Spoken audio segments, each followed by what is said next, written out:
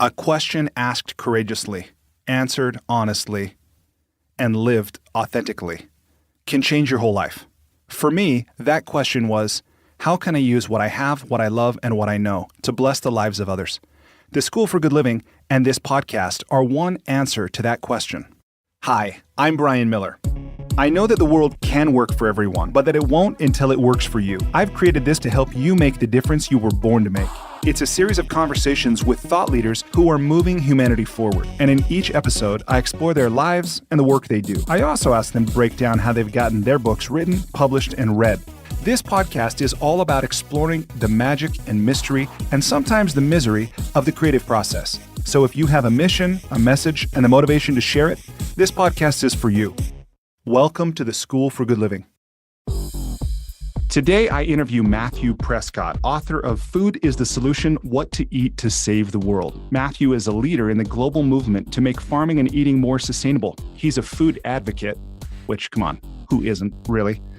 He's an advisor to the Good Food Institute, senior director of food and agriculture for the Humane Society of the United States, and a leading figure in the global movement to reform how we farm and eat. Matthew has spent over a decade and a half sharing his ideas with Ivy League universities, Fortune 500 companies, consumers, and more. In this conversation, I talk with Matthew about many things, including crickets and cockroaches, which, don't worry, he doesn't advocate we eat. I was just curious to ask him about that. We talk about the link between what we eat and whether or not it matters, the impact it has on the planet, sustainability, the way we treat and live with animals. So if you're not already thinking about the connection between what you put in your body, what you put on your plate, and what you eat, and how that impacts communities and ecosystems around the world, I highly recommend you listen to this podcast. Give it a try. If nothing else, Matthew is a very smart, likable guy who's written a cookbook, for heaven's sake. It's got more than 80 delicious recipes. I've tried a few of them with my family. I really enjoyed them. I think that you will enjoy this interview, and Matthew also gives some great insight on getting a writing project done. So have a listen, enjoy, for a healthier planet and a healthier you. Matthew, welcome to the School for Good Living podcast. Thanks so much for having me on. It's great to be here. Yeah, I'm really glad that you accepted this. And when I reached out to you, I told you that I saw an advertisement for your book, Food is the Solution, in the Nature Conservancy's magazine. And I was so intrigued, first because it's so visual. And that I want to congratulate you on making just a really beautiful book. Oh, thank you so much. I'm a visual guy. I'm a visual learner.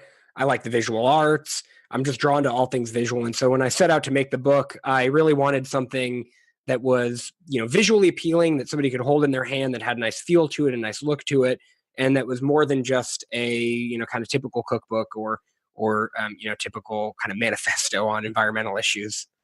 Yeah. I was in Jackson Hole last month, and I went into a little bookstore, just an independent store, and I saw it on the shelf. I was like, yes, there it is. That's great. I'm so glad to hear it. Yeah, it's pretty awesome. Let me ask you the question that I'm going to come back to the book and into your writing. But I want to start with a question that I usually open with for all my guests. And it's my favorite question for Uber drivers, by the way. The question is this: what's life about? I think life is about trying to, and it sounds cliche, but I really do believe it's just about trying to leave the world better than you found it, and hopefully make good connections in the process, good connections to other people, to your community. And I don't think there's really any big secret to life. I think it's just about trying to be a good person, do good in the world, and have good relationships here on Earth. Yeah, awesome. That parallels very closely what I believe life is about as well. Hey, I watched your TED Talk, and I'd love to know what was your experience like? I know there's a lot of people listening to this who they probably watch a lot of TED Talks. They think about delivering their own, and I myself have not yet done one. But I'm curious to know from your experience, what was it like both preparing for it and delivering it, and what has the response to yours been like? It's a heck of a process. The preparation is pretty rigorous. The standards are very high for a TED Talk, and there's a lot of coaching that's involved. The folks from the TED organization, and in my case, TED ex UCLA, work with you very closely on preparing your talk and preparing your presentation and coaching you through it. And then there's the kind of mental preparation that comes along with presenting to a room, in my case, with over 2,000 people in it, in a forum that is going to be seen by potentially a lot more people than that online. But it was a great experience, and taught me a lot about just kind of the art of conciseness, the art of presentation, and I'm really fortunate to have had that opportunity. Most TED Talks about 18 minutes. You had more time. If you had Yeah. it to do over, what would you have done differently, maybe? That's a good question. I'll have to cross that bridge when I get to it. If I do another one, I'll have to take a look at the first one again and think, what would I do differently this time? Yeah, I do think you did a great job delivering a powerful message in a short amount of time. And again, the visuals, like having the water on the stage and everything like you did. And for people to know what we're talking about, they'll just have to go Google it and watch it. That's right. Yeah, that's a great plug for the TED Talk. You could just go to YouTube and type in Matthew Prescott TEDx Talk, and you'll probably find it. Tell me, when you meet someone new, and I realize the answer to this question will depend on a lot of things, like who it is or where you are, or maybe what mood you're in or whatever. But when you meet somebody new and they ask who you are and what you do, how do you usually respond? It's a great question. My kind of like my elevator pitch of who I am, if I'm like literally in an elevator, or I only have a few seconds talking to somebody, is I usually say I'm an author and an activist. And just boil it down to two words. If I have a little bit longer, I say, well, I'm a food systems advocate. I've spent the last 20 years engaging consumers and corporations and other stakeholders in our food and agriculture system to try and bring about a better way of farming and eating here in America and across the world. So that's a little bit longer than an elevator pitch. I guess if I was going like one floor in an elevator, that might work. But did you ever find yourself, I actually have done this, by the way, like only a couple times in my life, but you find yourself giving your elevator pitch actually in an elevator and you're like, oh my yeah. God. Yeah, a few times I've figured that out. Yeah. And the more time I think you spend on the East Coast, the more that happens. But definitely. Yeah, like I just delivered an elevator pitch in an elevator. That's right. That's funny. So Austin is home for you now. Is that right? Austin is home for me. I grew up in the Northeast in New England, but I've been kind of making my way south and west ever since. I've moved around quite a bit. I lived in Philadelphia and the Washington, D.C. area, Maryland, moved to New Orleans, now Texas. And so I've just been like inching my way south ever since I left home about 20 years ago. Wow. How do you like Austin?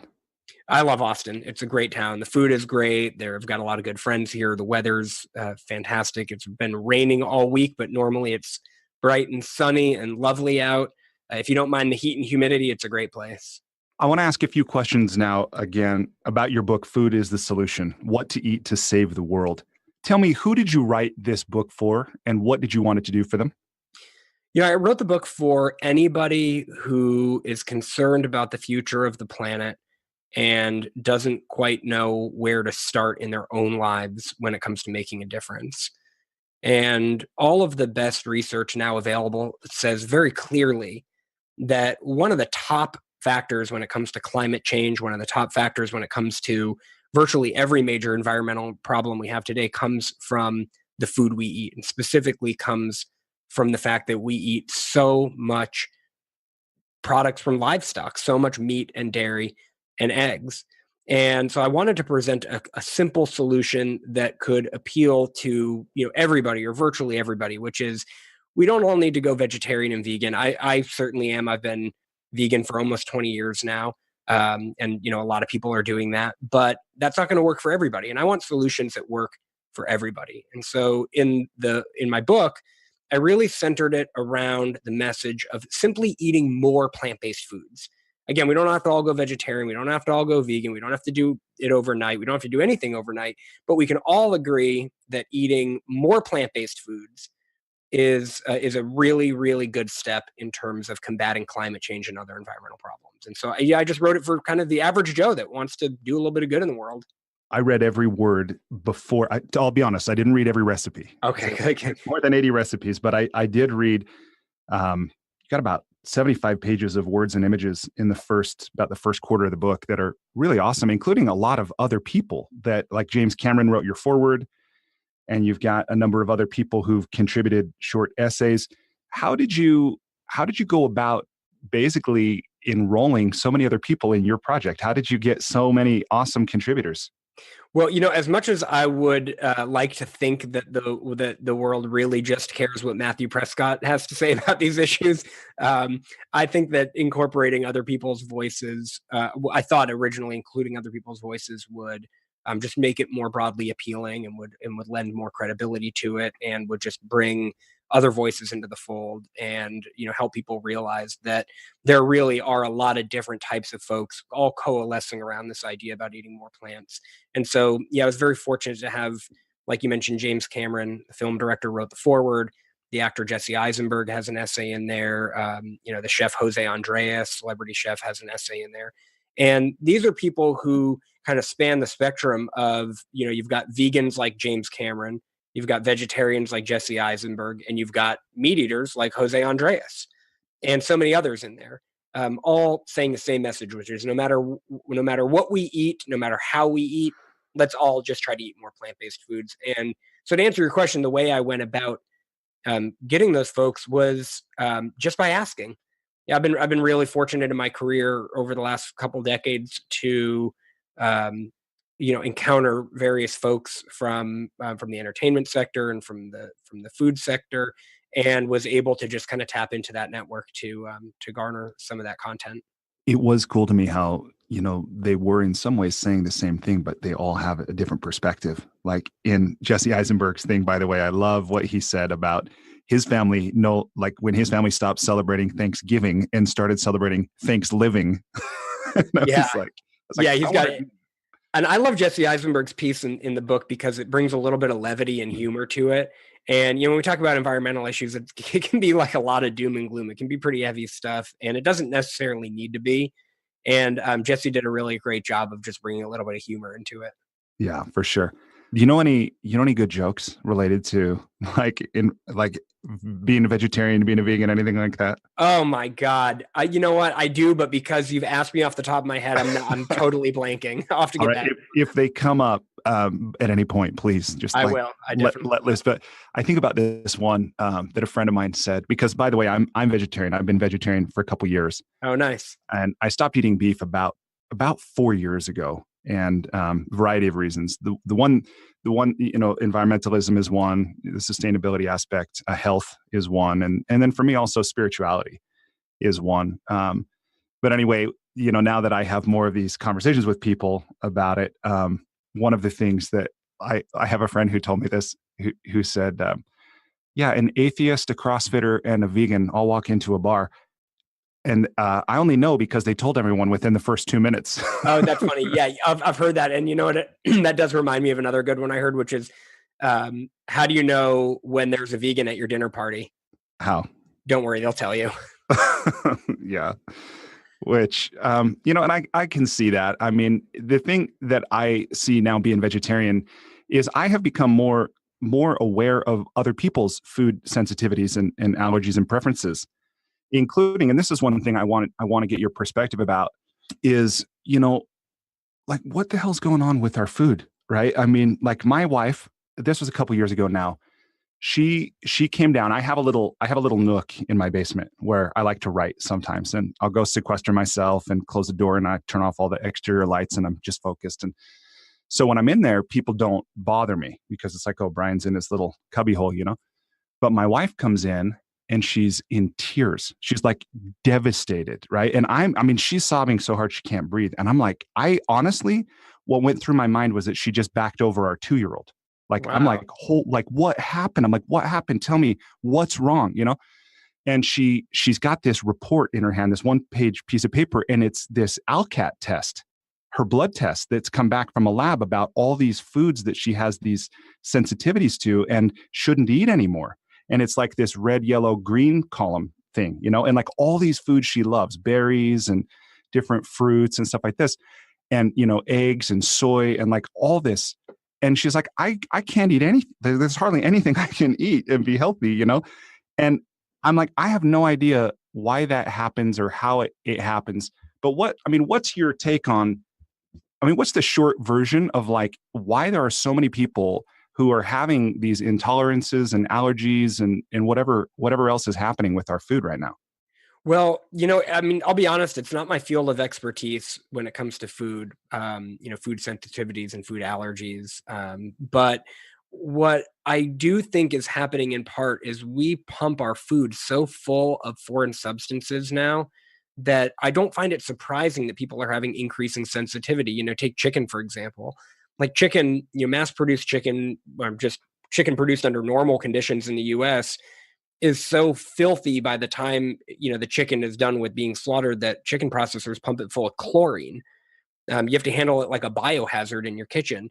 You've got animals being pumped full of antibiotics to keep them alive through conditions that are so dirty they would otherwise die, and that's causing antibiotic resistance in humans. You've got the overuse and misuse of pesticides that are killing off all kinds of really good, healthy things that should be in our soil and should be on our produce, but they're not. And so it doesn't surprise me that we have this kind of weird relationship with our food now, where there are, things that should be normal and natural and healthy for us to eat that just aren't anymore, or for some people aren't anymore. And I think one of the things that I like about the idea of plant-based eating or eating more plant-based foods is that it avoids a lot of that stuff entirely. It avoids, all of the antibiotic issues that go into livestock production. It avoids all of the kind of biohazard issues that come with E. coli and salmonella and all kind Campylobacter and all kinds of other nasty things that are found on meat products. And it's not a catch-all. It's not, if you're, sensitive to gluten or to berries, it's not going to solve those problems by any means, but it can do a world of good. That 2-year-old I mentioned is now 4 years old, and she knows all her own intolerances, and she'll go tell them to her teachers. It's like, I can't eat nuts or dairy or citrus or gluten. And it's like, it breaks my heart that there's this soon to be 5-year-old child that knows all these foods. And you know what? If she eats them, we see it. And, even as I hear myself articulate this, if I'm listening to this podcast 5 years ago, if me 5 years ago hears this, I turn it off. I'm like, nah, that's those whatever hippies or those weird people, that care about that. I'll just eat whatever and not worry about it. And I do kind of have an iron gullet. So I am fortunate to enjoy just about anything. And maybe I'm just not sensitive. But that's one thing I wanted to ask you about too. And I hope that people listening, if that might be their tendency to be like, look, I don't want to hear it. That doesn't apply to me, that they don't turn this off. Instead, they keep listening for something, or they listen with new ears.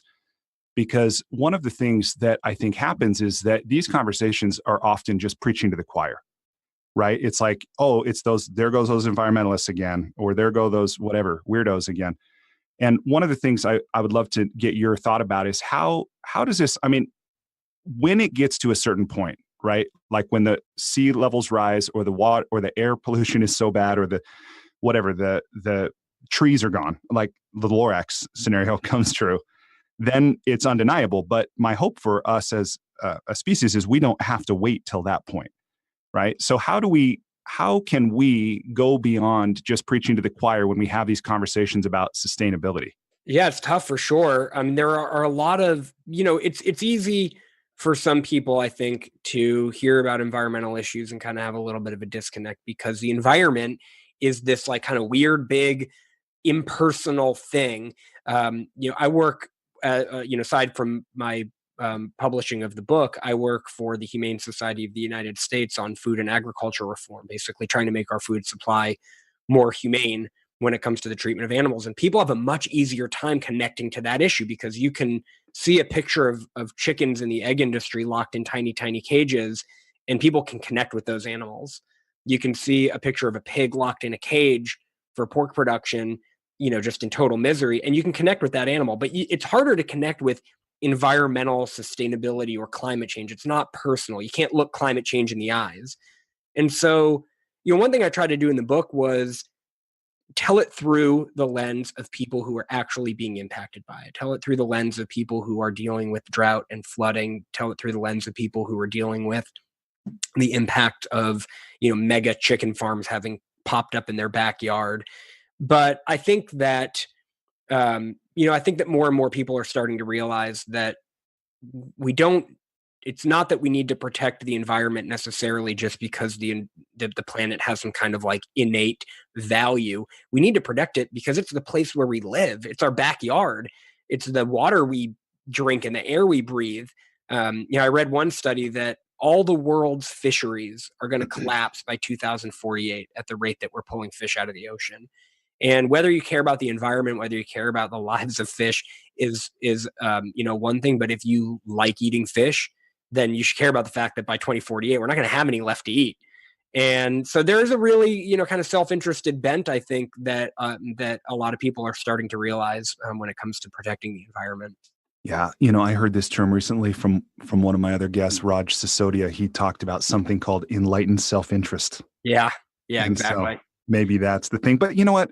2048, man, I might be dead by then. I could be the victim of a school shooting or a car crash, or, it's like, do people think a decade and a half or 2 decades out at I all? know. Yeah, it's hard to fathom. I saw a report from the UN recently that the effects of climate change are coming faster than previously thought. They now say 2040 is when the world is essentially going to be in global turmoil as a result. And 2040, really not that far away. Like Right. we'll be alive and I hope relatively well by Yeah. then. But it's still pretty far away to like actually kind of think about. But there are a lot of, other than saving the environment, when it comes, and this is a point that I try to make in the book, is like, other than saving the environment, there are a lot of really good benefits to eating more plant-based foods. And one of the best ones is just trying more delicious food that exists. Yeah. And I write a little bit about how, like, before I became vegetarian and then vegan, I just was like meat and potatoes, man, all day. I just stuck to like like the most basic foods. I'd never tried Thai food. I'd never tried Ethiopian food. I never tried Vietnamese food or Indian food. I didn't even like, I just would get a hamburger or a chicken sandwich, call it a day every day. And when I finally adopted a plant based diet, I realized, like, wow, there's this whole world of flavor out there, of texture and flavor. Tofu. My sister was vegetarian before I was. I used to make fun of her day in and day out for eating tofu. And I crave this stuff now. I love it. I mean, depending on how it's prepared, but I love it. And I never would have tried it had I not, started moving down that path. So even if you don't care about the environment, you don't care about animals, even if you don't care about your own health, I say just do it because there's a lot of darn good food out there that you might find. Yeah. And our family tried a couple of the recipes in your book, the Pittsburgh pierogies. Nice. Those were yummy. And the creamy basil chickpea lettuce cups. Awesome. I am totally talking about recipes right now, which I love. I love that I have a cookbook author on my show. That's awesome. Yeah, and I tried to make the book. Part of the reason why it is a cookbook, well, one, my own, it's my own, personal passions and experience kind of led me in that direction where I've always loved cooking and I've always loved being in the kitchen. I've always felt comfortable in the kitchen. But I also wanted to make not just like a textbook about environmental issues. I wanted to make something that people could actually use, that they could hold in their hand, that had a lot of nice photography in it. And so, if people look at the book, they'll see the whole first kind of half of it or quarter of it are all these essays and photography, all about the environmental issues, infographics and things like that. But then the whole second half are recipes. So, you hear a little bit about the problems, but then you get to literally eat the solutions. Yeah, I love, that's part of what I love about books, by the way, is just all the creative considerations and seeing how you did it, and maybe saving the best for last with the desserts toward the end. Yeah, that's right. Pretty cool. How much of people's behavior do you think is like your personal opinion that they don't see the bigger picture? Like I think our habits, our behaviors would change if we could see the impact to the planet or the people. But my guess is that because we don't see it as immediately or in our own experience, that we continue doing what we're doing. What's your take on that, about like people maybe not seeing how their food choices are actually impacting communities or ecosystems, contributing to the way they're doing, they're living and eating? Yeah, I think that that's true, especially in the developed world. It's very convenient for us here in America, or in most of Europe, and lots of parts of Asia. It's very convenient for us to go and get anything we want to eat any time of day, 24/7. We can get it delivered to our door anytime we want. We go to a grocery store and we have, 50,000 different food products to choose from. And in our experience, they never really run out. Those of us who live in urban environments aren't dealing directly with the impacts of climate change for the most part. We're not, if there's a drought, it doesn't really impact us all that much. It's not like our fields and our crops are drying up because we're not farmers, so we don't really see it. But in other parts of the world, they're feeling it all the time. I write in the book about some small island nations, for example, where they're basically sinking. They're going underwater. Even in parts of southern Louisiana, in the rural parts of southern Louisiana, like the land is literally just becoming water, and people are being displaced and losing their homes. And I definitely think that if everybody who lives in an urban environment like myself, we're able to kind of get out into other parts of the country and other parts of the world where people are directly being impacted already by these things, they would definitely change their diets. And well, I see that now. People who live near factory farms, who I talked to in the course of writing the book, I talked to one woman in Maryland who lives in the midst of these giant chicken factories now, and she stopped eating chicken because she's like, I just see it, I get it. I can't even go outside because the flies are so bad from these places. I don't want to support this anymore. And she's not like an activist by nature, but she just sees it and she doesn't want to have anything to do with it. Well, and hopefully it won't take that for all of us, or that kind of personal impact before we make a change. One thing that I was really interested to learn in your book was that meatless Mondays. It's not a new thing, right? I was like, oh my gosh, to learn the history of that. Will you share a little bit about? And by the way, before we do, the reason I'm going here is saying, okay, so what can we do, right? Because I think it's easy to think like I'm just one person. What I do doesn't make a difference. I'm insignificant, right? But at some level, that's total crap, because we know that if everyone did something, then it would collectively make a difference. But as we talk about the things we can do, and I'm kind of pointing to Meatless Mondays as one of those, and I'd love to hear some others from you. But will you talk just a little bit about what you discovered about the history of Meatless Mondays? A lot of people think it's a new thing, but it's really 100 years old. Back during World War I, the U.S. Food Administration, which is now the USDA, created Meatless Mondays and Wheatless Wednesdays as food conservation efforts to conserve food and resources because we had so many troops over in Europe. And they brought it back during World War II. They revived the Meatless Monday program as an official government program during World War II. Then it kind of disappeared for a while. And in 2003, the Johns Hopkins School of Public Health kind of reimagined it and relaunched it, but this time as a public health initiative, saying, if you want to improve sustainability, you want to improve your own personal health, try eating meat-free one day a week. And I think it's just such a great way for people to get their foot in the door when it comes to eating a healthier, more sustainable, more humane diet. It doesn't have to be all or nothing. I think the idea for a lot of people of going vegetarian or going vegan is like really daunting. But one day a week, we can all do that, super easy. And so in my book, I advocate, you want to do meatless Mondays, you want to do tofu Tuesdays, you want to do, something that people are doing now called vegan before 6, where, before 6 p.m. you eat vegan food, and then after 6 p.m., all bets are off. You have steak, chicken, whatever you want after 6 p.m. Whatever people want to do, whatever resonates with them, whatever works for them, I think is a step in the right direction. And so, the more the merrier. Yeah. And even also the thing you talk about, like consciously moving meat from the center of the plate to the side of the plate. Yeah, there's a lot of people are doing that now. A lot of people are just eating smaller portions of meat, or they're not making meat the centerpiece of every single meal. And it didn't used to be that way. Like even our parents' generation, and certainly their parents' generation, they didn't have meat at every meal, and they didn't have these giant chunks of meat at the center of every plate. Meat was a little bit more of a luxury item, or it was a protein on the plate among other products. And we just have started eating so much of the stuff. And so even just by eating smaller portions of it, or making the centerpiece of your plate, delicious items that use produce and other proteins and grains, and then having meat on the side as a side dish, does a world of good, both for your own health and for the planet.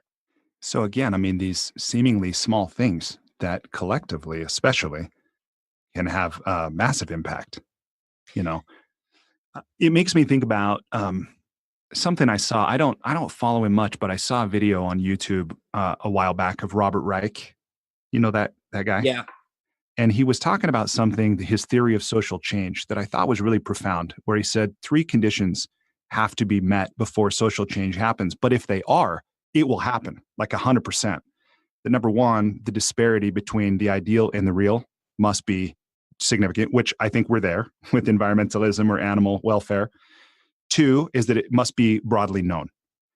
That's happened, but maybe not totally accepted as broadly known. But the third, he said, and this is where I think the breakdown is for us with this social change, is that people must feel they can do something about it.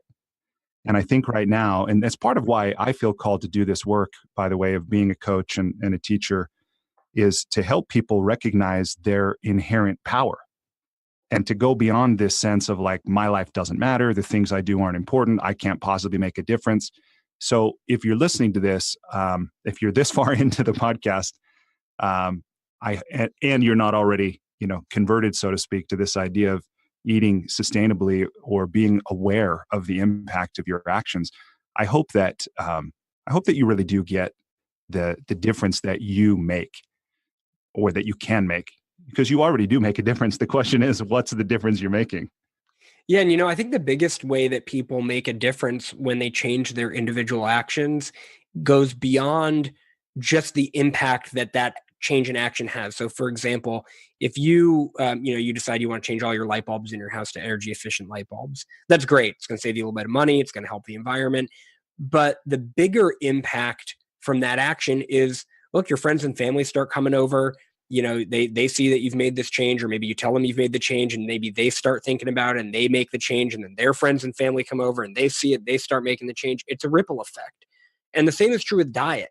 You start doing meatless Mondays, and you happen to go out to dinner with friends on a Monday, and you say, oh yeah, I'm ordering vegetarian today because I'm doing this meatless Mondays thing. They ask why, you tell them why. Maybe it plants a seed. They start thinking about it. They start doing it. Then the same thing happens to them, and it just spreads like wildfire.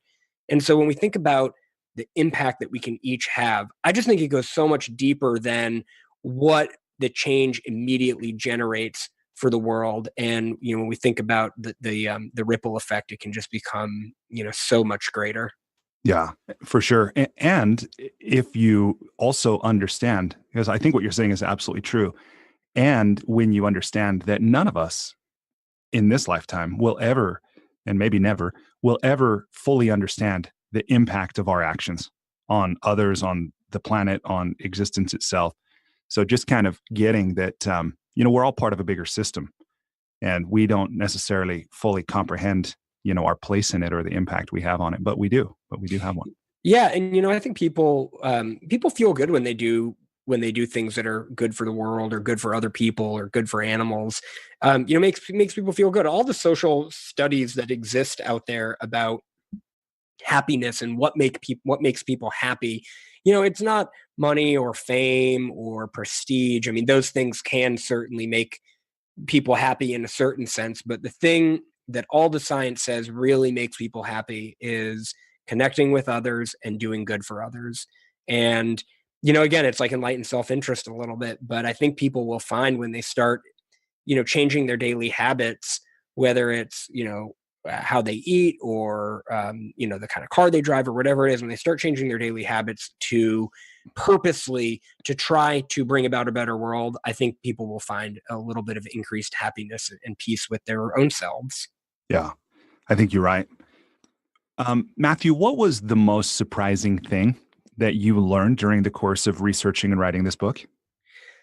The most surprising thing that I learned. Wow, that's a good question. Well, I would say, logistically speaking, the most surprising thing I learned was that it is not easy to compile a book full of, other people's essays and photography and other kinds of assets like that, because there are it's just, publishing is a weird world, and like there's a lot of logistical things that need to be put into place, contracts and right permission forms and all of that. But I would say, aside from that, personally, the thing that I found most surprising was I guess as I was writing the book, like I would sit down to kind of write it each day, and there's a lot of days I didn't have any ideas, and I would kind of draw a blank. And one thing that I found that was surprising was if I just kind of sat with it for 10, 20, 30 minutes, even if I wasn't writing, if I was just looking at my computer screen for 20 minutes and it was blank, I would start writing Not eventually. not the internet. You were Not looking the at a blank internet, screen. right? That's a Looking at a blank screen, key a blank word. distinction for writers out there. Yeah, not looking at Twitter, not looking at Facebook, but just like literally a blank Word document or wherever I had left off in an existing piece that I was writing. If I just sat with it, even if I felt like, God, nothing's coming today, it's not going to happen, I'm not going to get anywhere. If I just sat with it, it would start coming, and that was a surprise to me. And I'm working on other writing projects now. I'm working on a creative writing project, a fiction project, and I think that was a valuable lesson to have learned. Yeah. How is your life different as a result of having done this book? Well, I did the TED Talk. That was different. Oh, that was a result of the book. Not, I know a Yeah, lot of authors will do a TED Talk and then later write a book. yeah, that was a result of the book. Oh, wow. No, in seriousness though, not a whole lot has changed. I think that my friends want me to cook for them a little bit more now that Not surprising. not now that they know I'm a published cookbook author, which is fun. But yeah, not a lot practically has changed. Okay, so let me transition now to asking you the lightning round questions. Okay, I'm ready. Okay, I think. so yeah, these I've designed. You can take as long as you want to answer. I've written them, and I consciously endeavor to stay out of your answers on this part. Okay. So, number one, using something other than the words "a box of chocolates." Please complete the following sentence. Life is like a blank. Carton of cocoa-based treats. That's almost cheating. Okay, number two. You got to change the rules, man. You played by the rules. You got it. All right, number two. What do you wish you were better at? I wish I was better at podcast interviews. No, let's see. I wish that I was. God, I wish I was better at sports, man. That's a kind of a throwaway answer, but I'm like not, I'm not like a big sporty guy, but I like playing them and I like exercise, and I just wish I had better hand-eye coordination to actually make it a reality. What sports do you like to play? Oh, I mean, I like to play any kind of sport. I like to play basketball. I'm like 5'7", so I can, I'm not going to be dunking anytime soon. I like to play tennis a lot, although I'm not very good at it. But I like exercise. I like getting outside and doing physical things. I just wish I was better at it. All right. Number three. If you were required every day for the rest of your life to wear a t-shirt with a slogan on it or a phrase or a saying or a quote or a quip, what would the shirt say? Oh man, if I was required every day to wear one T-shirt with the same saying on it, um, buy my book. um, I'll have to think about that one. That's a good question. I don't know. The one message that I would want to put into the world. Um, I guess I don't. I can't think of like a quip right now, but I guess like the one message that I would want to put into the world for people is um, just to live your best life and to be true to yourself. And it sounds cliche, but just whatever's inside you, whatever you feel politically, socially, it could be the exact opposite of how I feel politically and socially, but whatever it is, however you feel, just live according to your values. There it is. There's the quip. Live according to your values. Okay. Number four. What book, other than your own, have you gifted or recommended most often? There's a really great book called Sapiens by Yuval Harari that is a really, really great book, really interesting read. I don't know if it's a book I recommend the most often, but it's certainly a really good one. There are a lot of great cookbooks out there. A book that I've been recommending lately is a book called The Wicked Healthy Cookbook by my friends Derek and Chad Sarno. That's an all plant-based cookbook, but the food in there is like meaty, sloppy, delicious vegetarian food for people who love meat, I think. And I highly recommend that one. Cool. You probably travel a fair amount in your work, would I think. do. Yeah. What's one travel hack, maybe something you do when you travel or something you take with you that makes your travel less painful or more enjoyable? Well, one thing that I do when I travel is I always try to stay within close proximity to where I need to be. So if I have a meeting, I try to stay, very close to it at a hotel or something very nearby.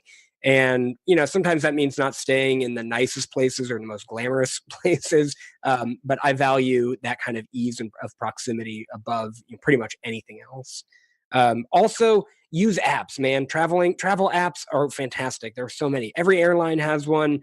I mean, obviously there's like Uber and Lyft, but every airline has their own app. There's just all kinds of handy things that make traveling really easy for people who do eat a plant-based diet or vegetarian diet. There's a great app called Happy Cow where you can wherever you are in the world. And I've used this in Russia. I was in Paris recently. I used it. I've used it all over the place. You can open it up and it geolocates you and it shows you all the restaurants around you that are vegetarian or vegan or even just that have vegetarian options.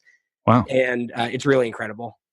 Now I'm totally curious to use that right here in my hometown No, of yeah, Salt it's Lake. great. I was in Moscow and St. Petersburg about 2 years ago, and I remember I thought it was gonna be tough to eat vegetarian over there, and I opened up Happy Cow just on like a random street corner in Moscow, and there were like four all vegetarian restaurants within walking distance. Wow. That's awesome. Well, thanks for that. What's one thing you've started or stopped doing in order to live or age well? One thing I've started or stopped doing in order to live or age well. Well, one thing I've stopped doing is drinking like 20 cups of coffee a day. I'm down to maybe like 4 or 5, but I never really drank 20 cups a day, but a lot. I used to drink like 10 or more cups of coffee a day, and I've cut that back because I think it's in the long run probably not great for me. What kind of coffee do you like? Unfortunately, since I drink so much of it, I like espresso, just dark black espresso. You have a machine you make it at home? Yeah, well, I've got I used to have this little manual espresso press and it just broke. I need to get a new one, but you put boiling water in the top and then you just use pressure. You pull these levers. It doesn't plug in or anything. You just use these levers to through pressure push the espresso out. And it's really great and sustainable because it doesn't use any electricity whatsoever. Wow. Um, but now I just use a drip coffee machine. And you said just straight espresso. That's Yeah. hardcore, man. Yeah, that's why I can't drink like 10 or 20 of them. It's too Yeah. much. All right. What's one thing you wish every American knew? One thing I wish every American knew, I don't know, right now I feel like America is so divided. I feel like there are like 10 different Americas throughout the country. And I guess one thing I wish every American knew was that um, I think I feel like we are good people at heart, and we have different political views and we have different social views. And I guess the one thing I wish people knew is that's okay. Um, we don't have to be angry at each other, and we don't have to be so divisive and divided just because we have different views. And that often a lot of the best things in the world come from a divergence of views, and that's when people kind of come together and create new things out of two differing opinions. And we can use it for our betterment, not our not to make things worse, which is how I feel things have been going. Yeah. And it's right there on the dollar bill. E pluribus unum, right? Yeah, Out that's of right. any one. Yep. So, what advice did your parents give you that has impacted you or stayed with you? Well, one thing that a piece of advice that my mom always used to give me, or I don't know if she gave it to me, she just used to say it was to just surround yourself with good people. And I take that to heart as an adult. I think, like I said, I think everybody's kind of good at heart, but they don't always act that way. And so I just try to surround myself in my life with people who are, I think good people and act accordingly. And, again, whatever their views might be politically or socially, if somebody's a good person, I want to be around them. Yeah. If people want to learn more from you or connect with you, what should they do? First of all, they should go to Amazon and buy your book, right? Food is a Solution: What to Eat to Save the World by Matthew Prescott. It's a beautiful book. So that's probably one thing. If I can just jump in. My website is just my name. It's MatthewPrescott.com, and I've got all kinds of recipes on there. I've got a mailing list you can sign up for. My contact information is on there. More information about the book and videos and all kinds of other content. People should go to MatthewPrescott.com if they want to learn more. Or like you said, just plug my name into Amazon and check out the book. Awesome. And then are you active on any social media platforms? Is that a good place for people to follow along? Yeah, I try to stay away from social media as much as I can, but I've got an Instagram profile. It's Matt Prescott. I don't use it that much. I've got a Facebook page, Matthew Prescott, that people can check out, and I'm on Twitter, but I'm not super active on social media. I think that a piece of advice that somebody gave me, somebody who's a writer who gave me, was that when people are on social media all day posting content, even just tweets or whatever it might be, it's kind of you're kind of like giving your creativity to the world in these little microbursts. And certainly for the writing process or any kind of creative process, it might be more effective to keep that stuff in, let it ruminate in your brain a little bit more, rather than kind of putting everything out on Twitter as it comes to you. Just keep it in your brain and then see how it comes out in a longer form on the page. And so I take that to heart, and I try to post minimally. Right on. Okay. And I'm going to say this at this point, that as a way of saying thank you for making time to talk with me today and share your experience and your insight with me and with our listeners, I've made a $100 loan through kiva.org on your behalf to an entrepreneur in a developing country. This is in Indonesia. I actually chose Indonesia because of the deforestation I read about in your book. Right on, man. Yeah, and there's a lady named Siti Marlana who will actually use this money to build a satellite pump for clean water for herself and her family. Amazing. That's fantastic. Thank you so much. Yeah, that's great. Thank you. That's awesome. Yeah, I hope it's the virtuous cycle, the good that just gets paid forward. That's right. Okay, so I want to turn our conversation in just a moment to a discussion about the writing process. Okay. But I woke up this morning and I had a few more questions I realized I want to ask you. Sure.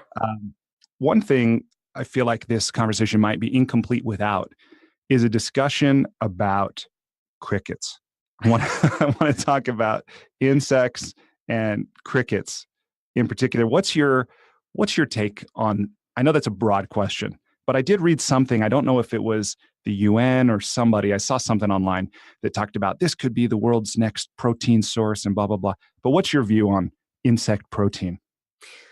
I think it could be a sustainable way to feed more people. I don't know that a lot of people are going to want to eat like cockroach candy bars or cricket candy bars. I don't know if I would, but I think it has a lot of promise. I think that it seems hard for me to imagine a world in which people want to eat cockroaches instead of carrots. We've already got all this great plant-based food available. You can get, veggie burgers and chicken nuggets that are made from plant-based products, and barbecue ribs that are entirely vegetarian, not to mention, just whole foods, grains and produce. And that stuff is nutritious, it's sustainable, it's packed with protein. And so I think it's got promise, but I just don't see a lot of people like wanting to eat cockroaches instead of carrots. Yeah, I'm with you there. Although I do think the protein content of cockroaches is probably much higher than carrots. Yeah, although carrots have a lot of protein, peas have a lot of protein. In fact, some of the vegetarian meat products that are out now, like a brand called Gardein that makes really great products, and Beyond Meat, they use carrot protein and pea protein in their products. In fact, it's like mostly carrot protein and pea protein. I had no idea about carrots there. I thought they were just a bunch of carbohydrates. No, I know. Yeah. So, I do want to ask you about this clean meat thing too. That was another thing that I wanted to ask you about, because one thing that I learned by reading your book that I wasn't aware of, but it makes so much sense, is this, first of all, the thing about, I knew this, but I saw it in some of the pictures in your book about the contribution to climate change that livestock farming represents, between all the ways you measure it, methane and the deforestation and, the grain that we grow for the cows. And the point that you make, I'd never seen this before, about all this food we grow to feed the animals that we then eat. If we had just eaten what we grew to feed them, basically, we could have cut out the middle hen. I love you called that thing, But that surprised me. And so to see now that these companies are producing, or they're working on, and some have made it to market, about this Beyond Meat and other products. What's your view? Because there's these two aspects, right? And I forget what they're called, but there's the stuff that's lab grown, and then there's I don't know what's the clean meat, and will you talk about that a little bit?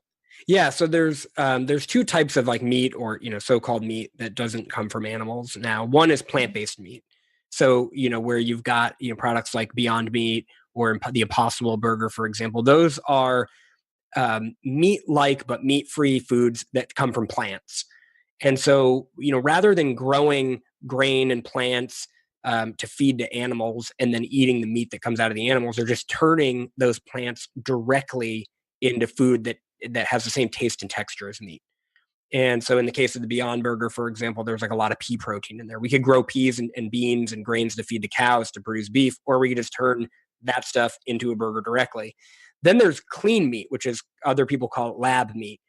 And that is not commercially available yet, but it's getting close. And basically what that is you could take a biopsy like the size of a poppy seed or a sesame seed from a chicken's feather. And from that one biopsy, you could make enough chicken nuggets to feed an army or a village in perpetuity. You could just keep producing it. And this is not plant-based meat. It's not, vegetarian meat. It is actual meat, biologically identical flesh, tissue, muscle, maybe even blood, that is biologically identical to meat. It is meat, but it just doesn't come from animals. And that is, like I said, not commercially available, but it's getting close. I've tried it before. I've tried little samples of it that have been made by some of the companies working on it. And I think it's going to change the world. And this is not a new idea. Back in 1946, Winston Churchill was asked to basically describe what the world would look like, after his lifetime. And he said, one of the things that he said was that we'll escape the absurdity of growing a whole chicken in order to eat the breast or the wing by growing those parts separately under a suitable medium. And that's exactly what clean meat is doing now. Yeah, I read an article about Memphis Meats working on that and others. And the ethics of that are just dizzying. Well, I think people have, I think it's it's early days to know kind of what the ethical implications of it are going to be. But I think that I haven't found anything unethical about it yet. That may be different in the future. But I think that when we're faced with the very clearly unethical practices involved in industrial meat production today, the factory farming of animals and locking them in cages and crates and just doing all manner of nasty things to them, not to mention the environmental sustainability problems that come with that. I think right now it's an ethical no-brainer that clean meat should win out.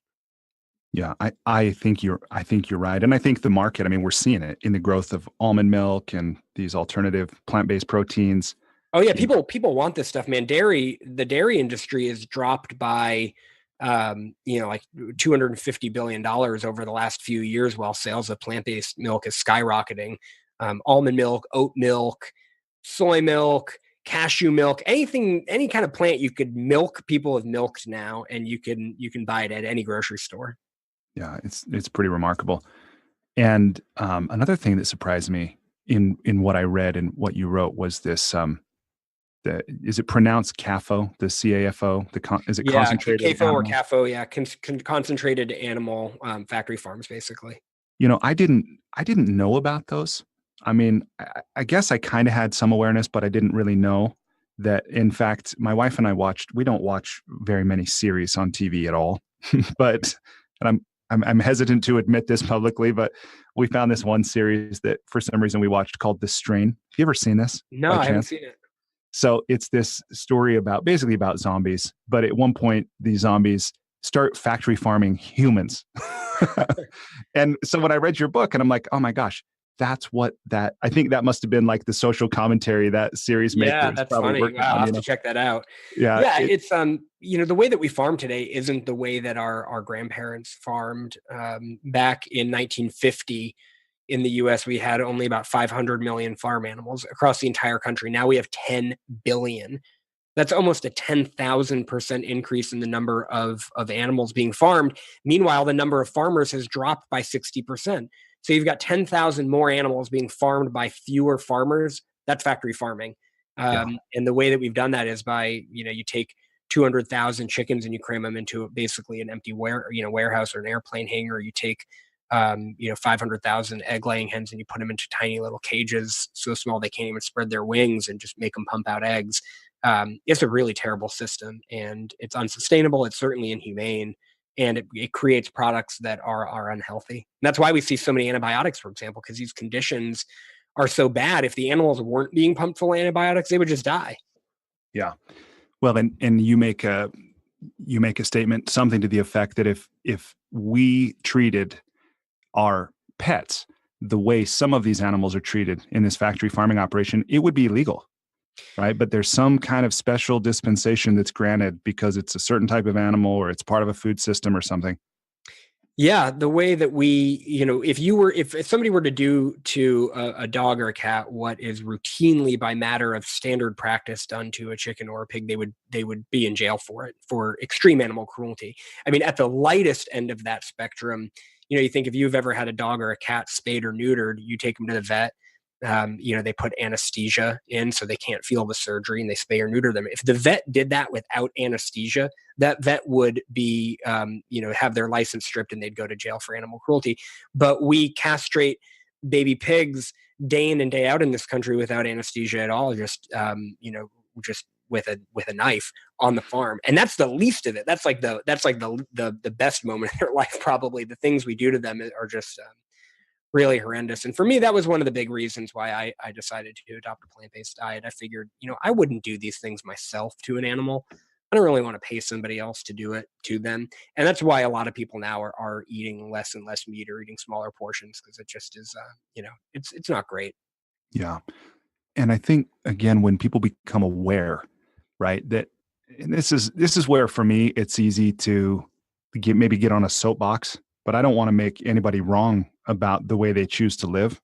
I mean, that's my basic philosophy, but at the same time, I have this sense that once right, like ignorance is reasonable excuse for only so long. But when you have an awareness, then perhaps there's a responsibility for your behavior to also change.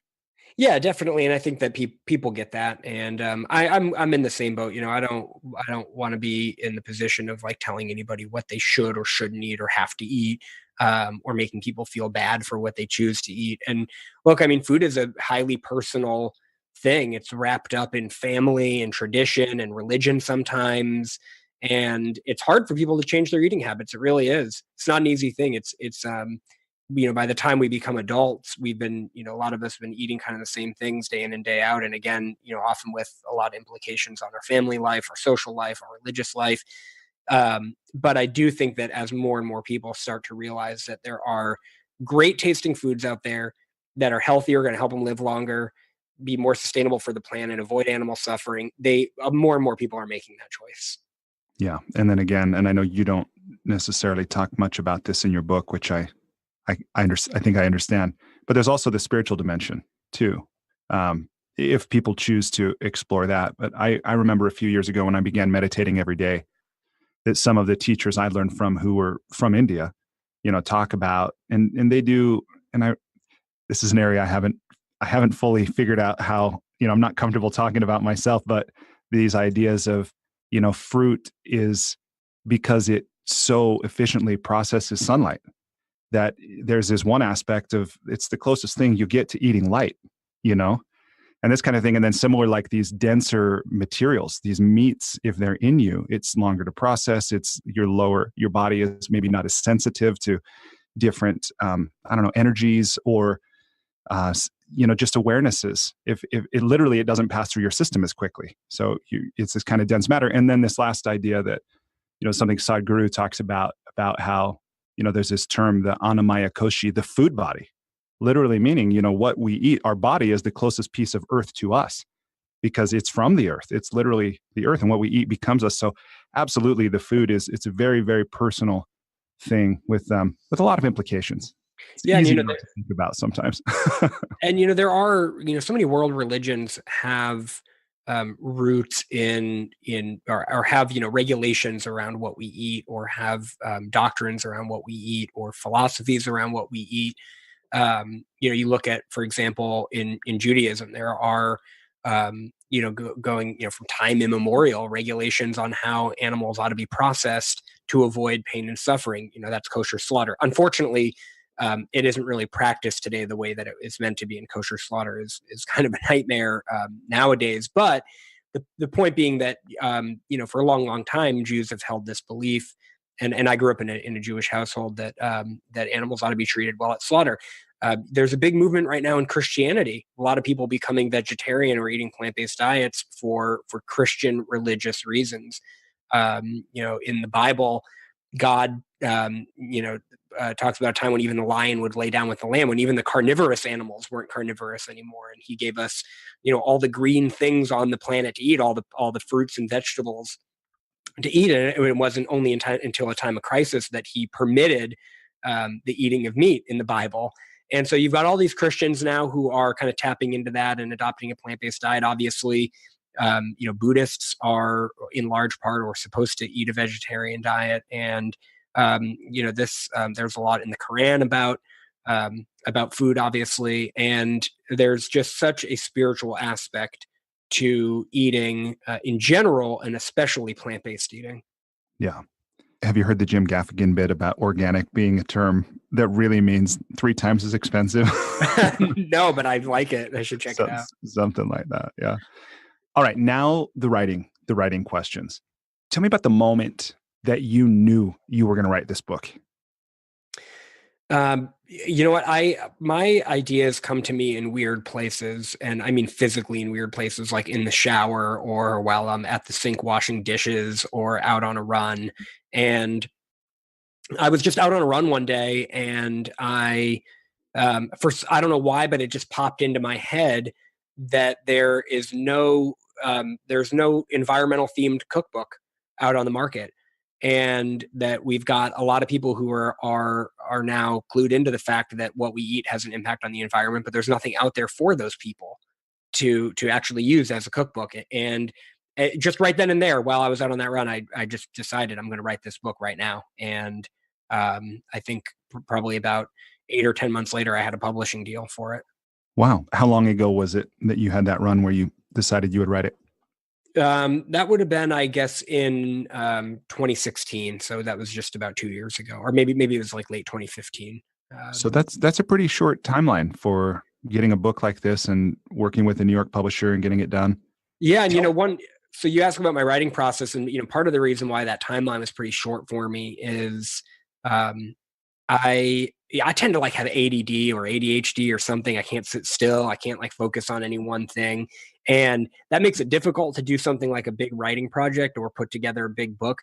But I think part of that is like there's the ADD, and then there's the ADHD, and the H, that like hyperactivity, is like when I get into a project, I'm just like firing all cylinders for it. And so I was able to sit down and write the book pretty quickly because I just kind of like went into a black hole tunnel of nothing but writing for, a good like 6 or 8 months.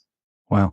Tell me about the physical spaces in which you actually did the work of writing your book. Mostly coffee shops. I like kind of visual stimulation while I'm writing. And so I would go to a lot of coffee shops here in Austin where I live, put on a pair of headphones and sit and write. And I could do that all day.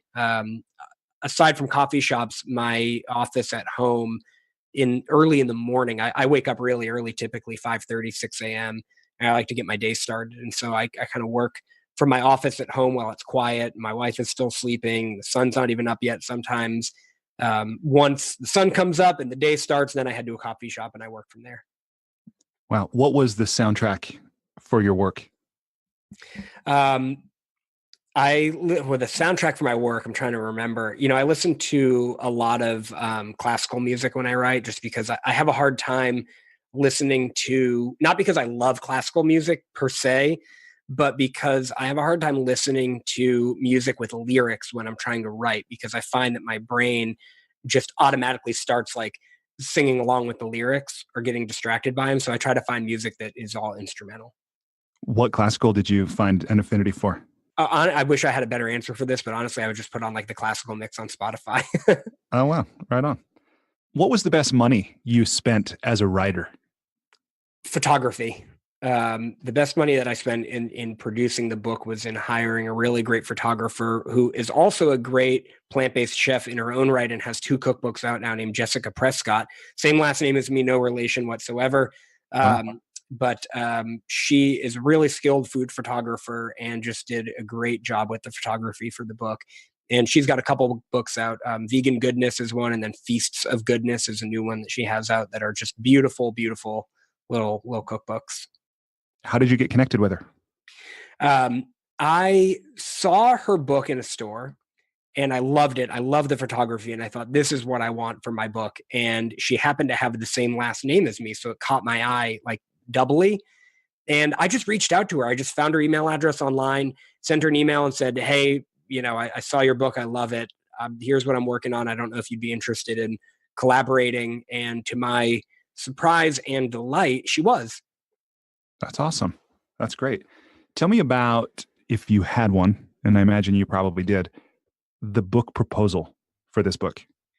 Well, yeah, I had about a 60-page book proposal that I put together. I had a few friends who had published nonfiction books, and they sent me their proposals. So I kind of had something to model it after, just in terms of the basic nuts and bolts of what needed to be there.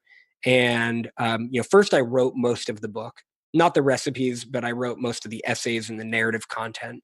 And then I got some of my friends' proposals and put together a 60-page proposal that included all that sample content I've written. I'd written a few sample recipes. I included in there, my bio and a little bit of the photography, that the environmental photography in the first part of the book that I envisioned being in there. And through that proposal, shopped it out to a few literary agents, was able to somehow rope an agent into representing me. And she went out and pitched it to publishers. And the next thing I knew, I had a book on the shelves. Wow. It sounds so easy when you describe it that way. Yeah, I guess I make it sound a little easier than it actually was. But, the one interesting thing about about the process for me was that the publisher said, yeah, we want to publish this book, but we want you to spearhead the design of it and the layout and the production. And they paid for that, but I was kind of the project manager, which is highly unusual. Usually if you write a book or a cookbook, the publisher, you give them your manuscript and then the publisher has their own designers put it all together. In this case, I went out and hired a designer on my own and then worked with her over a long period of time to put the design together. And that was very time consuming, but also very rewarding because I am such a visual guy. I really like the project management process and the process of like going, picking apart every little nitty gritty thing in the design. And just had a great time with it. How did you find that designer? How did you choose the one that you went with? I asked around to various friends of mine in the creative fields, in book publishing and in other creative fields, if they knew of anybody, who was a good skilled designer. And 2 different friends of mine recommended the same person. 2 friends of mine from totally different parts of my life recommended the same person, and both had a Wow. personal connection to her. And it turned out that she is a full-time practicing cookbook designer. Oh my gosh. Not just a designer, but a cookbook designer. Her name is Amy Sly, and she teaches design in Oregon and designs cookbooks. And she just did a really great job. She took what I had in my brain for a year or two, and just was actually just able to nail it on the page. That is great. That's really great. If you had it to do again, what would you be sure to do the same? And what would you do differently? Well, if I had to do it again, one thing that I would love to be able to do the same is to coordinate the design aspect of the book again. When the publisher first pitched this idea to me that I would coordinate the design, I thought, I have no idea how to do this. I don't know how to coordinate the design of a book. And so it was really daunting, but it ended up just so rewarding. And I also loved having control over the design of the book. Most authors never get that. They don't have control over how the book looks in the end, or they might have input, but they don't get to actually direct it. So I love that. I would do that the same again. If I ever got another offer for a book, I would say, yes, but I want to coordinate the design. What I would probably do differently is, we just logistically, I mean, we ended up making a lot of edits to the text after the design had been laid out already, and that posed some problems, and it just caused some delays. And so, probably what I would do differently in that is just 100,000% make sure not a single word was going to change before the design got started. Mhm. That also is probably easier to say than to do. Yeah, definitely. Yeah, I think it's probably, probably it was inevitable and there was nothing I could have done to avoid it, but I would try to take measures to avoid it in the future. Yeah, because I see that in my own work. When I see something laid out, then it starts to occur for me differently. And it's like, oh, I want to say this way or rearrange that, or that's not important after all. Yeah, and So some of it was unavoidable. Like you see that there's, you've got a paragraph or a page, text that fits almost perfectly on one page, but there's like two lines over, and you just think, I got to edit that. yeah. You don't want that to happen. So, What advice would you give somebody who's where you were when you were, say, they're on their run, they're in the equivalent of that, and they have this, or maybe it's been bouncing around. I know that's true for a lot of people, that they've got this one idea they've been telling themselves for a long time they're going to get it done, but for whatever reason they don't get started, or they do get started and they don't preserve the momentum to carry them all the way through to completion. What advice do you have for somebody who's either thinking about starting or in process but can't quite reach the finish line with their own book project? so for anybody who's thinking about starting, my wife is also a writer. She's a fiction writer, a novelist. She's actually got her debut novel is coming out in August of next year. And a piece of advice that was given to her early on in her, path to becoming a writer was that every book you see on the bookshelf is not necessarily written by the world's best writer. It's just written by somebody who is able to persevere and show up every day and put words on the page and push through all the self-doubt and all the other difficulties that come with writing. And it's really like the last man standing. And if you can just show up every day and put the time in, doesn't have to be the best words. It doesn't, don't worry about your grammar, your spelling, anything like that. Just show up every day, start writing, write, and just keep doing it. By the end, you hopefully will have something moldable that you can go back and edit, and that will actually become a book. And there's a lot of self doubt and other things like that that come with the writing process. If you can just push that aside and just keep moving forward all the time. Mm, I think that's great. That's great advice. And As a people get hung up on words and sentences, and I do too when I'm writing. And it's easy to think, oh, this stinks. This is no good. I will never. This is never gonna get published, or I don't even know if I can reach the end of this project. And for me, when that starts happening, I go back and I start editing things I've already written because it's easier than moving forward through the difficulty. And I'll go back and edit the same page like 10 times. But I think in my mind, it's just kind of it's like a delay tactic. Yeah. And so now I try to save the editing for the very end, and I just keep moving forward with the story at all costs. No, that's so smart. Tell me about the kind of what I would call the project architecture. So you have the idea, you decide you're going to do it, and then you know the subject and all this, and then you're like, how did you outline it? How did you chunk it down into like doable steps? And like, what was the blueprint you followed basically to get the project done? Yeah, so I early on when I had conceived of the project for an environmental themed cookbook, I talked to a few friends of mine who are, I think just smart, creative people who also know about those issues or have published books themselves. And a buddy of mine I was having lunch with one day, and he said, "Oh, it'd be really cool for this book." And I didn't have a structure in mind or anything at this point. And he said, "It'd be really cool for this book is to focus the narrative parts of it on the elements, earth, water, air, and fire, and to keep with the environmental theme and to carry that theme over into the actual structure of the book." And I just thought that was really smart advice, and I went with that. And so now the first part of the book where it's all narrative is broken down that way: earth, water, air, and fire. And having that structure really helped me really helped me imagine what the book would look like and what elements I needed, what components I needed to make it a complete book.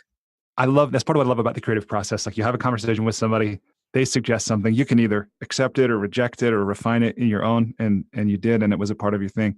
Yeah, and in fact, in that same conversation, there were a couple other ideas he had that I left on the table that I didn't end up incorporating. But I think it's, creative projects and writing projects, it's like it takes a village sometimes.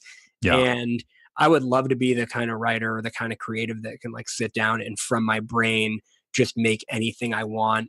But I'm not. And so I tap into my friends and other creatives around me to get ideas or inspiration or to bounce ideas off of. And I just find it helps a lot. Yeah, I think so. I think it's easy to have the image of the lonely writer, working solo at the keyboard and, maybe up late at night or first thing in the morning. And although there's some truth in that, no book is written alone, for sure. Oh yeah, definitely. I was in Paris last week, and my wife and I visited a cafe where Hemingway would go to write, and all these other famous authors would go to write and to hang out. And you're right. When you think of a writer, you think of somebody like Hemingway. You think of this like person toiling away in their corner in their basement, like you do. Yeah. But in reality, they were social animals. They were going out and going to cafes and hanging out with other writers and probably talking about their ideas and getting inspiration. And I think that's where a lot of great art comes from. Yeah, I think so. Okay, I'm curious as a practical matter, how you tracked the different components, right? Like what software you used, what kind of techniques you used when it came to file structure, folders, like this kind of thing. Because again, you had third-party contributors writing essays, you had photographs, you had your own writing, you had recipes, you have all these disparate things that it could be easy to get lost in the overwhelm, or just people who have these stories like, oh, I'm not an organized person, and they could lose the ability to complete a project right in the story they're telling themselves. But obviously you not only overcame that, you did it brilliantly. How did you tackle that? Just staying organized with all this different stuff. Yeah, I am an organized person, if nothing else. I love file folders, man. I love Google Drive. I love, re-engineering my folder system all the time, depending on and evolving it, depending on what my needs are for a certain project. And so I started just with one Word document. And I was just writing, all the different content in one Word document. And then when I got to the structure, the earth, water, air, and fire structure, I made different folders for each of those. And I decided early on that I wanted each of those sections to have a narrative essay, to have some photographs, some environmental photography, and to have, maybe an essay from an external contributor like a Jesse Eisenberg or James Cameron, and to have an infographic or two in there. And so in each of those folders, earth, water, air, and fire, I had my Word document for my essay. I had a subfolder for photographs. And then, I had a subfolder for external contributions, third-party contributions, and so on. And then within those subfolders, so take the photography subfolder in Earth, the Earth section has photo contributions from a number of different organizations and individual photographers. And I just started putting in I just looked around online and at libraries, and any photo that I liked that I thought might fit, I just started putting into that folder. Then I would track down the photographer, reach out to them if I could get the rights. I sent him a rights form and would put that into the folder. And so I kept everything at the beginning segmented out by chapter and then by the type of content. At the very end, I kind of combined it all when I was done the project. So then I ended up with one photos folder and one photo rights folder and one manuscript folder that had everything I'd written and one recipes folder, etc. But at the beginning, it was separated out by like type of content. Does that make sense? Yeah, totally. And what I love, again, hearing you articulate it, it's like, oh, that was easy, right? Where a lot of people don't feel that way, but it was an evolution. It was like a mess for a while, and I went through like 10 different forms, 10 different methodologies of organization. But if I ever do it again now, I'll know a little bit more. And yeah. I think honestly, like writing in any kind of creative endeavor is that in a nutshell, which is as you do more of it, you learn more, whether it's about file organization or your process or whatever it might be, and you get a little bit better each time.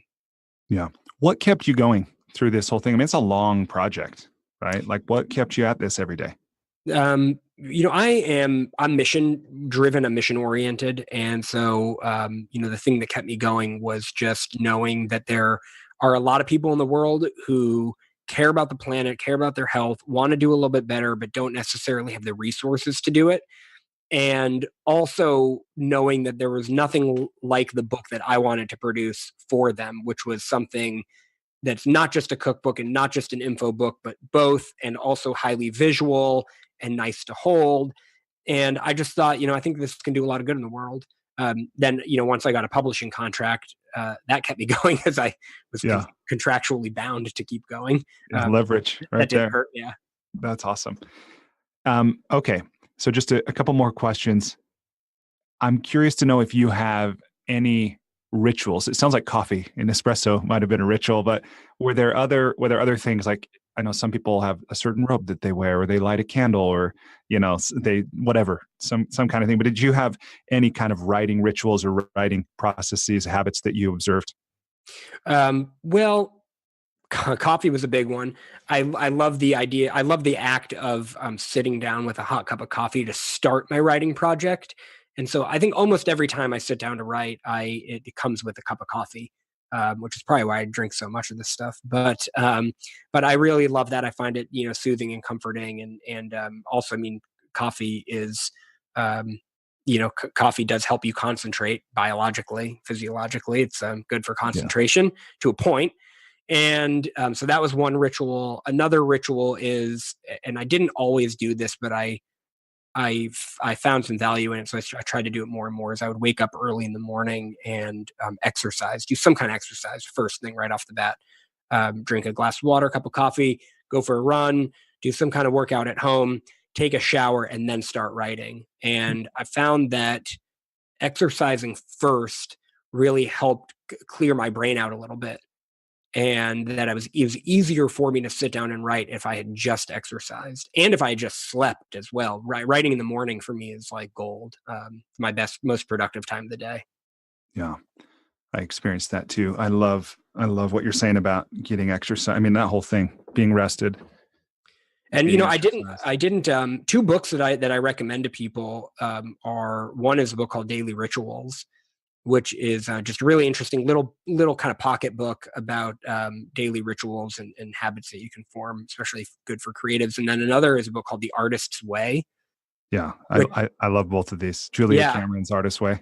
Yeah, Julia Cameron's Artist's Way. It's like a perennial bestseller now. It sold millions of copies. I didn't do it when I had never read it. I hadn't done the program when I made my book. I wish I had. I think it would have gone smoother. But I've since read it, and it's it can be a little bit corny at times, but it is really, really helpful in terms of creating daily practices and daily rituals. Yeah, absolutely. A friend asked me to do that with him 6 years ago, and I ended up writing 3 pages longhand every day for over 4.5 years. It's got the daily pages. Yeah, you have morning. to sit down every morning and write 3 pages longhand, and it's difficult to do. It's easier said than done. Yeah, those are both great. And Daily Rituals, How Artists Work by Mason Curry. I'll put both of those in the show notes, but that's such a great one. And what you're saying, what I'm hearing in your routine and what's in that book, I was really amazed when I read that to see that a lot of these people, they didn't work that many hours per se, but they were doing what they were passionate about. They were using their talents, and then they were consistent. So they did have a routine, did it over many years for most of them. Yeah, and another this isn't really a ritual per se, but another tool that helped me, that I employed when writing the book, and that I employ now when I'm working on all kinds of different projects, is an app on my computer called Self Control, where you can block out for a set amount of time any kind of website you want. So you could plug in Facebook, Twitter, YouTube, Hulu, Netflix, whatever it is that's distracting you during the day. You could plug in there, and then you set a timer. And no matter what you do for that amount of time, your computer will not let you access that site. You could shut your computer down and restart it 10 times. It is not letting you in until that time is up. Wow.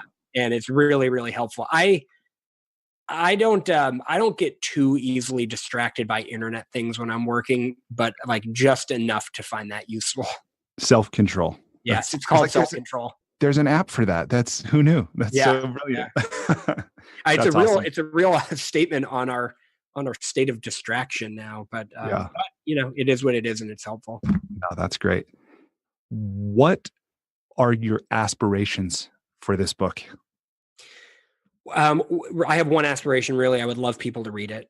Whether you buy it on Amazon, whether you go to a library and read it, whether you borrow a friend's copy and read it, it's all good. And I hope that people will pick it up through any of those avenues and just check it out. The more the merrier. I wrote it for it to be read, and I hope it is. No, that's awesome.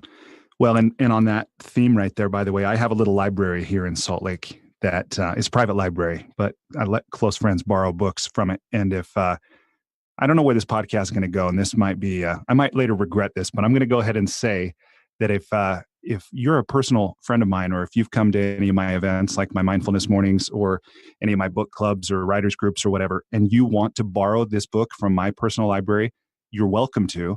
And Matthew, I will buy as many copies from my library as it takes to get these loaned out to anyone who's here and wants to borrow it. It's an awesome book.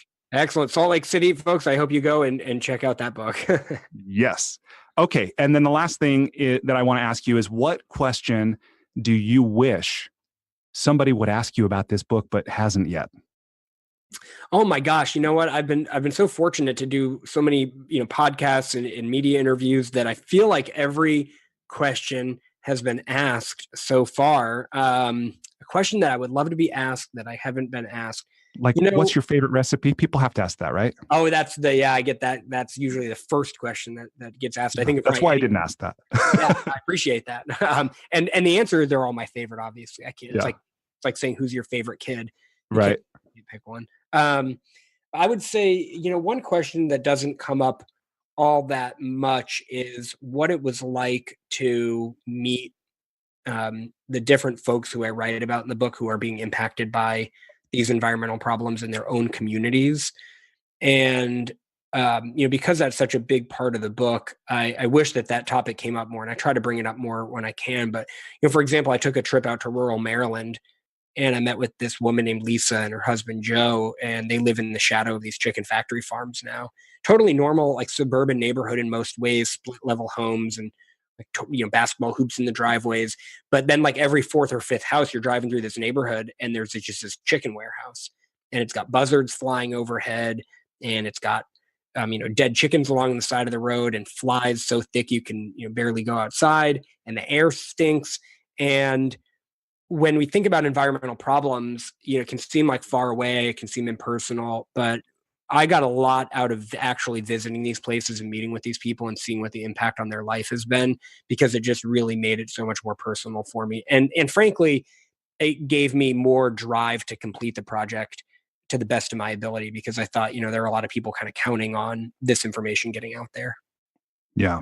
No, I think this book is going to do a lot of good for a lot of people. And like I said, my family and I have certainly enjoyed it. I've really enjoyed talking to you today. It's privileged to get to know you and to learn from your experience. And thank you for putting so much of your time and your energy and your love into this book. It's Food is the Solution: What to Eat to Save the World by Matthew Prescott. So thanks so much for having me on. This was great. Despite living in an age where we have more comforts and conveniences than ever before, life isn't working for many people. Whether it's in the developed world, where we're dealing with depression, anxiety, addiction, divorce, jobs we hate, relationships that don't work, or people in the developing world who don't have access to clean water or sanitation or healthcare or education, or who live in conflict zones, there's a lot of people on the planet that life isn't working very well for. If you're one of those people, I invite you to connect with me at goodliving.com. I've created Life's Best Practices Breakthrough Coaching to help you navigate the transitions that we all go through. Whether you've just graduated school, you're going through a divorce, you just got married, you're headed into retirement, you're starting a business, you just lost your job, whatever it is you're facing, I've developed a 36-week course that you go through with me and a community of achievers and seekers who are committed to improving their own lives and the lives of others. So through this online program, you will have the opportunity to go deep into every area of your life, explore life's big questions, create answers for yourself in community, get clarity and accountability.